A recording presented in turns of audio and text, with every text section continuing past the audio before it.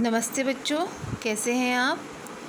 आज हम हिंदी व्याकरण का अध्ययन करेंगे।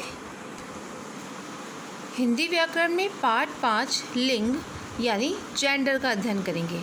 जेंडर यानी जिससे ये पता चलता है कि इसका लिंग क्या है। लिंग यानी स्त्री है या वो पुरुष है। लिंग वह चिन्ह है जिससे वस्तु के पुरुष या स्त्री होने की कल्पना हो। मीन्स हमें जब ये बात सुन के महसूस हो कि ये स्त्री है यानी फीमेल है या मेल है। इसकी परिभाषा देखते हैं। संज्ञा शब्द के जिस रूप से पुरुष या स्त्री जाति का भेद प्रकट हो उसे लिंग कहते हैं। यानी हमें शब्द से ये सुनकर पता चले कि वो फीमेल है या फेमिनिन है या मैस्कुलिन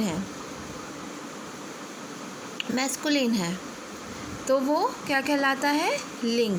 जैसे दादा से ये पता चलता है कि ये पुरुष जाति है यानी मैस्कुलिन है यानी पुल्लिंग, और दादी क्या है, स्त्री जाति यानी स्त्रीलिंग यानी फेमिनिन। हिंदी में लिंग 2 प्रकार के होते हैं। कौन कौन से होते हैं? पुल्लिंग और स्त्रीलिंग। पुल्लिंग यानी मैस्कुलिन जेंडर, पुरुष या नर जाति का बोध कराने वाले शब्द पुल्लिंग कहलाते हैं। जैसे बालक, भाई, चाचा, पिता, पत्थर, नाई, दर्जी आदि।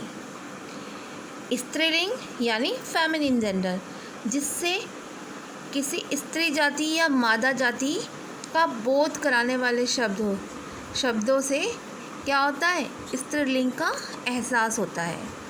ये शब्द क्या कहलाते हैं, जिनसे हमें यह एहसास हो कि ये फेमिनिन है यानी स्त्री जाति की है, तो ये क्या कहलाते हैं, स्त्रीलिंग शब्द। जैसे बालिका, चाची, माता, चाची, मामी, बहन, आँख, सखी, लड़की आदि। लिंग परिवर्तन के कुछ नियम होते हैं, जैसे मैम ने आपको जूम क्लासेस में भी पढ़ाया था। जैसे अंतिम अ या आ को ई में बदलकर चा, इसका स्त्रीलिंग क्या होगा, चाची। बेटा, बेटी, ऐसे यहाँ आ जाइए। आ या आ को बदल कर, तो ये हमने आ वाले पढ़े। अब अ, नर, नारी, लड़का, लड़की, पुत्र, पुत्री।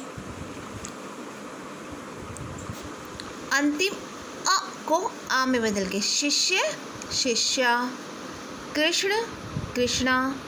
अंतिम अक को इका में बदलकर गायक, गायक, गाय, अक, गायिका, नायक, नायिका। अंतिम आ के स्थान पर इया करके बेटा, बिटिया या बेटियां, गुड्डा, गुड्डा, गुड़िया। 5वें नंबर पे आ जाइए। पुल्लिंग शब्दों के अंत में इन जोड़कर, पुल्लिंग यानी जिनसे हमें पुरुष जाति का एहसास हो रहा है। तेली, तेलिन, मालिक, मालकिन। फिर 6 नंबर पे आ जाइए। पुल्लिंग के अंत में नी शब्द जोड़कर ऊंट, ऊंटनी, सिंह, सिंगनी, शेर, शेरनी।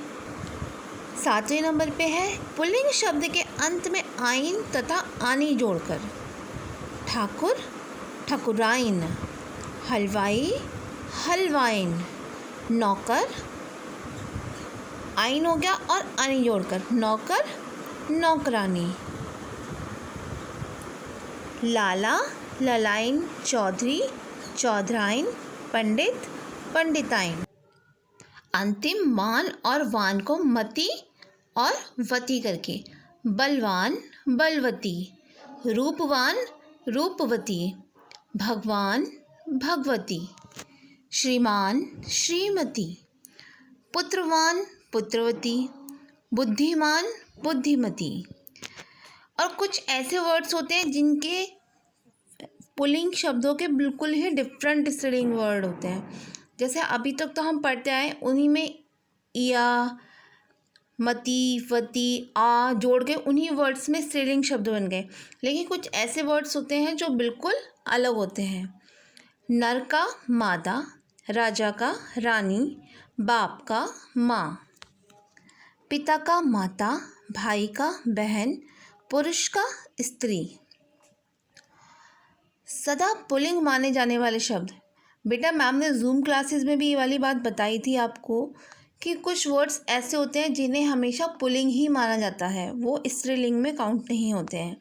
और कुछ वर्ड्स ऐसे होते हैं जिन्हें हमेशा स्त्रीलिंग माना जाता है, उनके पुल्लिंग नहीं होते हैं। सदा पुल्लिंग माने जाने वाले शब्द। धातुओं और रत्नों के नाम। लोहा, सोना, तांबा, हीरा, पन्ना, नीलम। अनाज, वृक्षों और कुछ फूलों व फसलों के नाम। आम, नीम, शहतूत, गेहूँ, चना, जौ, गुलाब, कमल, गेंदा, केला, संतरा आदि। भारी और बड़ी वस्तुओं के नाम। पहाड़, बोरा, पत्थर, रस्सा आदि। दिन, महीने और साल के नाम। रविवार, सोमवार, अप्रैल, अगस्त, चैत्र, वैशाख, शक संवत, विक्रमी संवत आदि। साल के नाम ये है चैत्र, वैशाख, शक संवत, ये सब क्या है? हिंदी महीनों और साल के नाम। जैसे पूर्णमासी तिथि होती है, अमावस्या तिथि होती है ना, तो वैसे ही ये साल के महीने होते हैं, हिंदी और साल होते हैं। ग्रहों के नाम।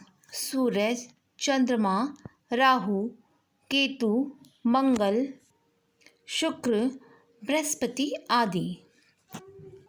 देशों के नाम। भारत, नेपाल, चीन, रूस आदि। प्रदेशों के नाम।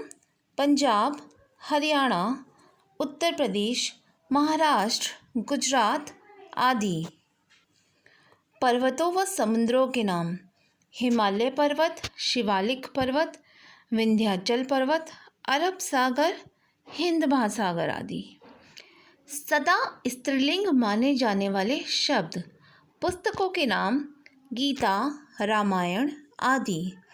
नदियों के नाम। गंगा, यमुना, कावेरी, गोदावरी आदि। भाषा के नाम। हिंदी, उर्दू, तमिल, मराठी, गुजराती आदि। छोटी वस्तुओं के नाम। कुछ छोटी छोटी वस्तुएं होती हैं, उनके नाम भी कुछ ऐसे होते हैं जो हमेशा स्त्रीलिंग माने जाते हैं। रस्सी, पहाड़ी, लुटिया, चम्मच, कटोरी आदि। समूहवाचक शब्द जो एक ग्रुप बनाकर चलते हैं। सेना, टोली, कक्षा, सभा, भीड़ आदि। तिथियों के नाम। प्रथमा, द्वितीया, षष्ठी, सप्तमी। जैसे हिंदी महीने और साल होते हैं, वैसी तिथियाँ होती हैं। जैसे मैम ने अभी बताया आपको कि जैसे अमावस्या, पूर्णमासी, प्रथमा, द्वितीया, षष्ठी, सप्तमी, ये सब क्या है? तिथियाँ। लिपियों के नाम। जिस भाषा के लिखने की जो तरीके होते हैं उसको क्या कहते हैं? लिपि। जैसे हिंदी की भाषा की लिपि कौन सी है? देवनागरी। तो लिपियों के नाम भी क्या होते हैं? स्त्रीलिंग। देवनागरी, रोमन, फारसी, गुरुमुखी आदि। झीलों के नाम। डल, वूलर, सांभर आदि। तो बच्चों, आज का पाठ यहीं समाप्त होता है। आपको पुस्तिका का अभ्यास कार्य वर्कशीट में दिया जा रहा है, वो आपको अपनी पुस्तिका यानी बुक में करना है। तो बच्चों, इसी के साथ पाठ समाप्त करते हैं। नमस्ते।